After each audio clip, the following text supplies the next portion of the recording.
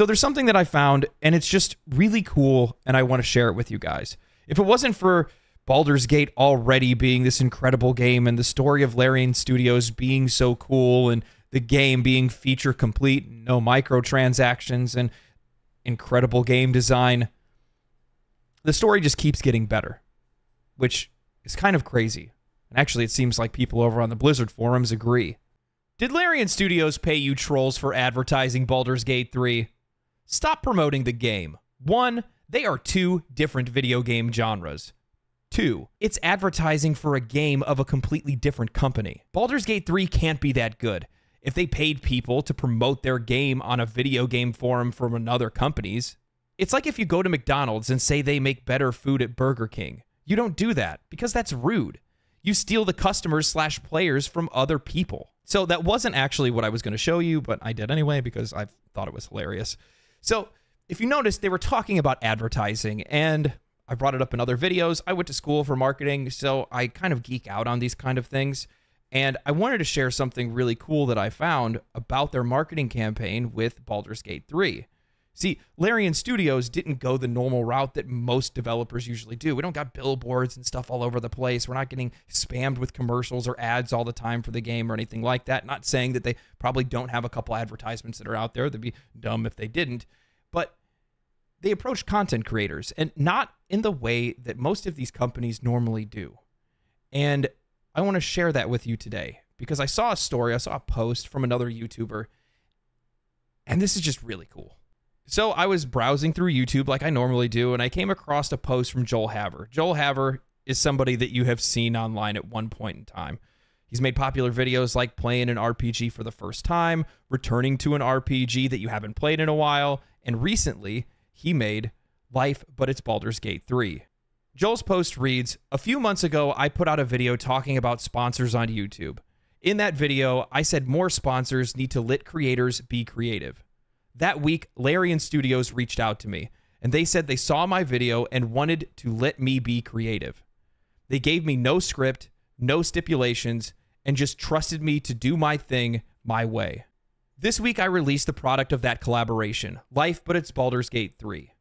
I have received many comments stating it's one of the best sponsor integrations people have seen, and I'm so happy to hear that. Sponsorships are a fantastic way for creators to support themselves on YouTube, but I've always avoided them because they try to make you do boring script reads and interrupt the video your audience came for. I hope this and my Elden Ring video from last year can be a part of a push that paves the way for creators to do more meaningful, artful sponsor integrations. By all means, if you're navigating sponsorships, send brands my video and be like, look what this guy did, throw your dang scripts in the garbo. It's better for the creator, better for the audience, and surprise, surprise, better for the brand. When I do sponsors, I promise to always be creative.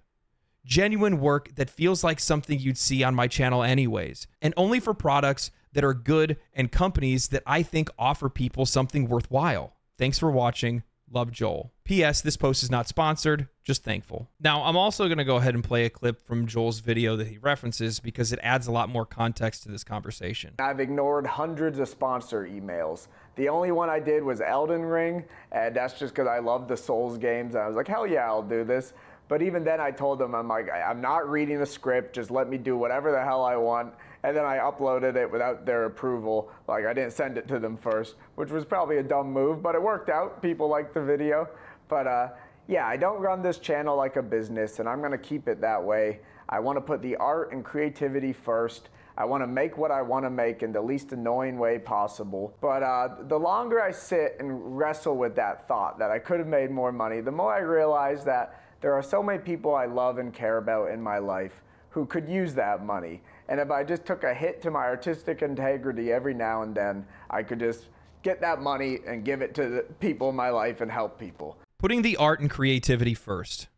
And then on top of that, following up with the temptations of sacrificing artistic integrity for, well, more money. Doesn't this sound familiar? I feel like we've seen this somewhere.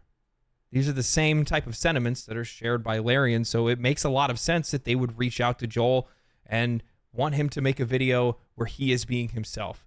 He is free to be as creative as he wants, to do something that's going to attract more eyes and more players to Baldur's Gate 3. The reason why I want to highlight this is because there's really nobody else doing this kind of thing. I've sat around hours and hours wondering why video game companies don't utilize content creators in the way that they should to be able to market their games. It's obvious that content creators are the ones that have more attention than anyone else. We get more views than normal TV does. And I shouldn't say we, 'cause I'm a small fry, but you get what I'm saying. And I'm not saying like people like me are necessarily making creative content or anything like that, but people like Joel and folks like that. Another really good example is somebody like Internet Historian. Look how many times he's done ads for NordVPN that are absolutely off the wall. More advertising companies should be trying to follow that archetype.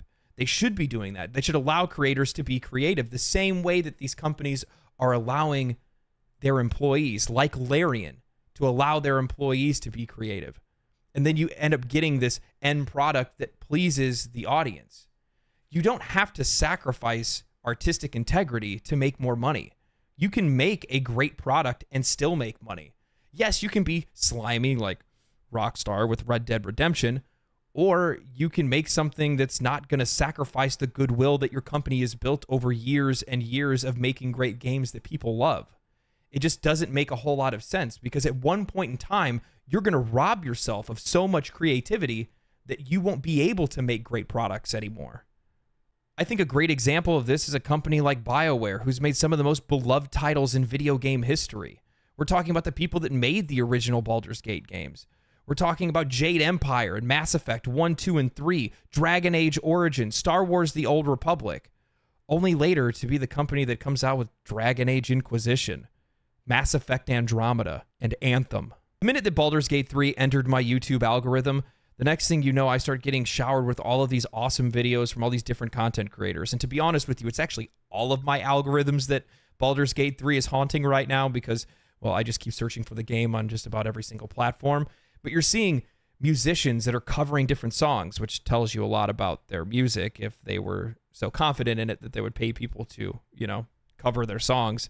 Not to mention Answer the Call by Jonathan Young. If you guys haven't listened to the Baldur's Gate 3 Bard song, you can pause the video right now, go watch that, and then come back here and then comment below about how you also wake up every morning to it, look for a sword to take to work. That's what I do. But you're also seeing cosplayers and all kinds of different things, artists, whatever. They're commissioning works all over the place, and it's crazy. And the awesome part about it is that all of that content is natural. And most of the content creators, if not all of them that are making content for Baldur's Gate 3 and that are sponsored, are doing it because they love Larian Studios and they love Baldur's Gate 3 and they love the product and what it stands for. And that just says a whole lot. Larian Studios is a company that stands for not sacrificing their artistic integrity. And they wouldn't wish that upon anybody else that they would work with. In fact, they would promote those people and pay them also to be artistic. They're sharing the wealth, so to say. Could you imagine if every video game company was like this? I know it's completely unrealistic because, well, it's, the way of the world. People are always going to be out there to make money. Everybody's going to be looking to make a dime. People are always looking to cut corners and take advantage of the consumer in some way, shape, or form. It's not every company, but sadly enough, it ends up being most of them. I just thought that this was really cool. It was really heartwarming. I wanted to share it with you guys because it's something that it just adds even more value to this entire conversation of how great video game companies can still exist, how they can still profit, how they can still be successful, and how they can still make the player incredibly happy while making everybody else around them happy as well. Anyway, I need to play Baldur's Gate. Thanks for watching. If you like the video, subscribe to the channel. Go watch some other ones. If not, that's cool too. I hope you have a great day. Stay cool, stay righteous, stay safe, my friends. Peace.